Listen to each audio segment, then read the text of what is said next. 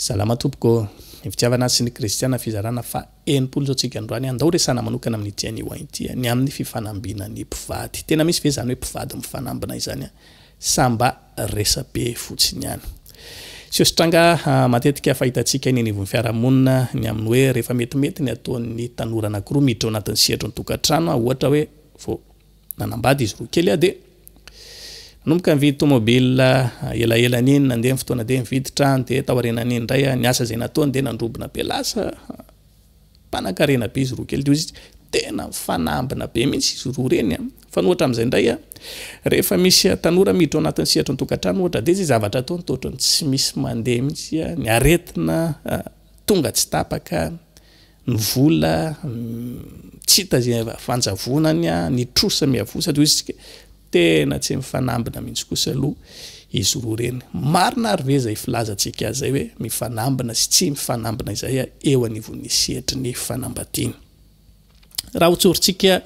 na ho resantsika tsotra zany amin'ity hoe fanambinana ity de tsotra ihany zay zavatra anankiray mitondra vokatra tsara na fitahiana eo amin'ny fiainantsika. Fa ohatra amin'izay rehefa tsy mitondra vokatra tsara na fitahiana zany la izy de mitondra ozina. Zany hoe raha iresaka tsika amin'ny fanambinana ny fanohan-kevitra ny amin'ny hoe fanambinana de fanozonana. Fanohan-kevitra ny amin'ny hoe manambina zany amintsika de tsotra ihany ozina. Tahaka ny ahoana aza ny fomba mety hatongava ny fanambinana na ny ozina anankiray eo anivon'ny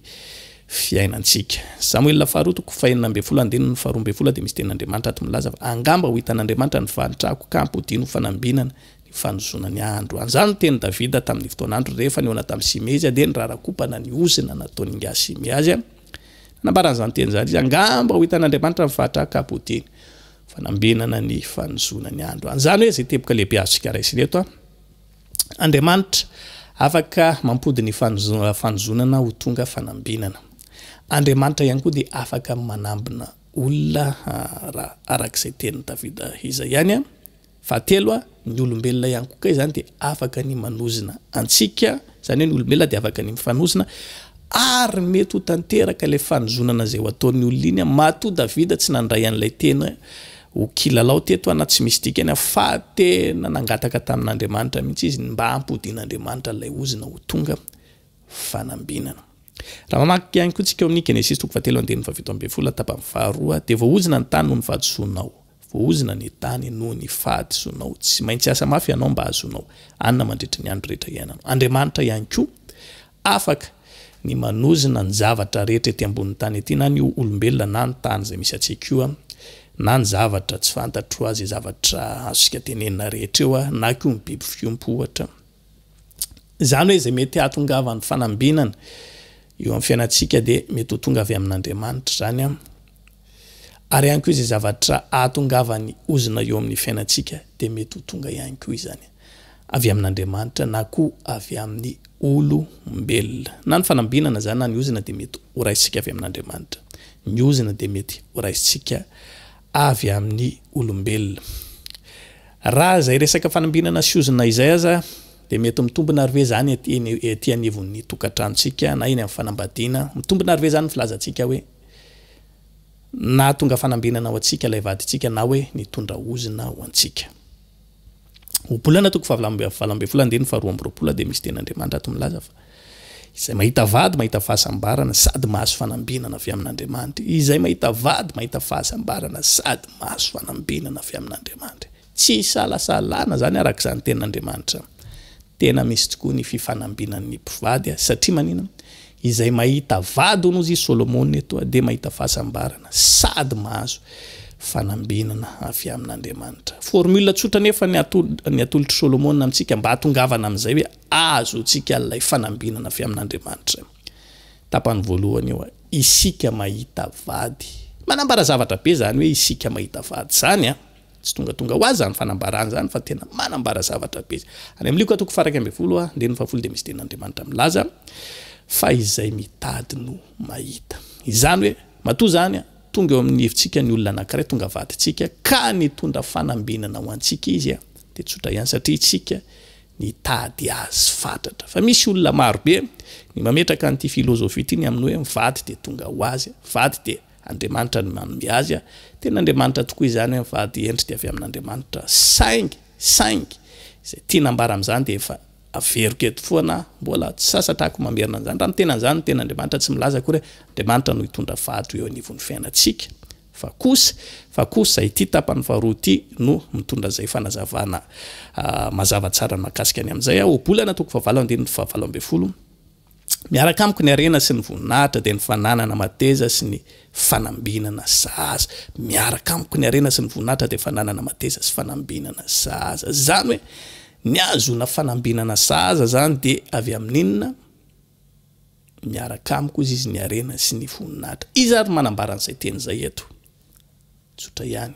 ny fahendrena raha vakitsika ray mantolo obolana toko fahavalo hoe dia manambara ny amin'ny fahendreny Solomona eto ka raha manambara an'izany tena Andriamanitra ny amin'ny hoe Andriamanitra manome vady zaza sy vady endry ho antsika izay ny rova avy amin'Andriamanitra dia tsy Andriamanitra kory hitondra ilay vady ho eo amintsika fa ilay fahendrena no angatantsika amin'Andriamanitra rehefa azontsika ilay fahendrena avy amin'Andriamanitra dia miverina amin'ny obolana toko fahavalo ambin'ny folo amin'izay tsika ny amin'ny fitadiavana n'ilay vady araka ilay fahendrena nomen'Andriamanitra atsika mba ahafahan'ilay fanambinana ho tonga eo amin'ny fiainantsika anjarantsika zany mahatonga na tsy ny fanambinana ho eo amin'ny fiainantsika raha ny sehatry ny fanambadiana tena misy tokoa zany ilay hoe mpivady mifanambina na tsy izay saingy miankina betsaka amintsika ihany rehefa tena raisitsika amin'ny tokony ho izy tena inotsika ny amin'izay hoe mitondra fanambinana na ozina ho antsika ny olona anankiray dia ataontsika tsikila aloha ny fitadiavana azy izay torevitra eto foana makasika any amin'izay hoe fanambadiana izay ny amin'ny fisafidianana an'izay tokony ho vady azy atao kila aloha fa tena raiso tena matotra tsara mihitsy fa rehefa zay no ankatsika azy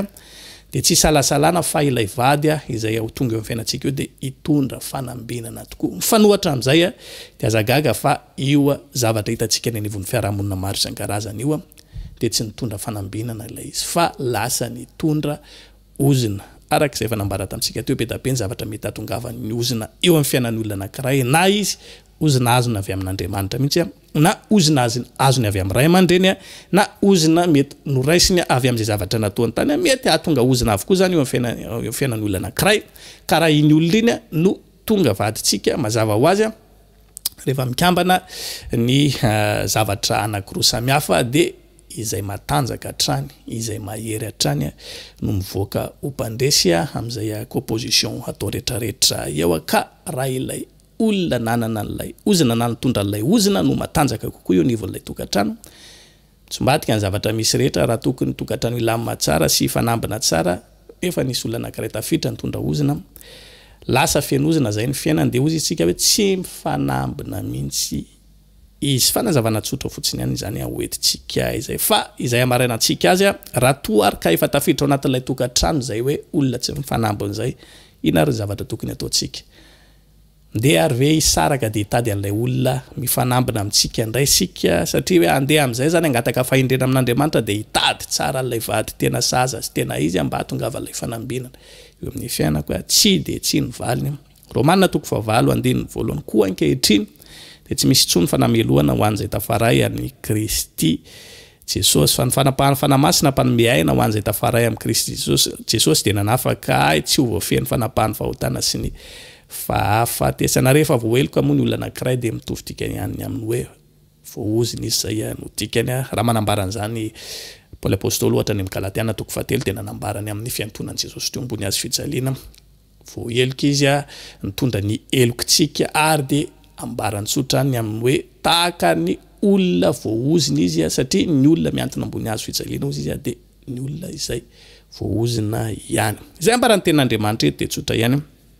na efa tonga eo amintsika raha ny fanozonana sy ny zavatra maro isan-karazany izay mety hitondra an'ilay hoe tsy fanambinana tsy fifanambinana eo amin'ny tokantrano dia azontsika tsara mihitsy ny mandrava azy ity amin'ny alalan'ny finoana any Jesosy Kristy izay no tombotsoa ananantsika mpivavaka ninona zany zavatra misy eo anivon'ny fiainantsika raha toka inotsika marina fa Jesosy Kristy dia afaka ny manafaka antsika amin'izay fanamelohana rehetra na azo antsika na izay fanozonana rehetra na azo antsika mino an Jesosy tsika ny amin'izay asa efa vitany ho antsika dia ho afaka tokoa izany ilaina zany mpivady iraisaina amin'ity resaka ity rehefa tianareo ho afaka amin'izay hoe tsika tsy mifanambina mihitsy na izay nambaran'ny olona lava hoe tsy mifanambina nareo tianareo ny idefie an'izay na ioatra amin'izay ilainareo manantona an' Jesosy dia rehefa manantona an' Jesosy mangatany raha an' Jesosy mba hanapaka tanteraka an'izay oziny zay hanafaka nareo anatin'izay fa tsy fifanambinana zay dia ho hitanao ho hitatsika manombika eo fa iova tanteraka ilay fiainantsika izay tsy mifanampina teo ina tsy voatery mihitsy korintsika dia hisaraka dia hitady olona zay mifanampina amintsika fa fanantonantsika an' Jesosy no antoka anankiray atongavan'ilay fanambinana indray ho eo amin'ny fiainantsika na analan'ilay ozina zay efa misy eo amin'ny fiainantsika fa ivadika ho fanambinana amin'izay fotoan'izay tsika dia ho antsoina tsotra indray na manombika eo dia ho antsoina sy ho lazain'ny olona hoe lasa mifanambina be indray izy roa reto ndia metraka ny veloma mandrapitafa ho amintsika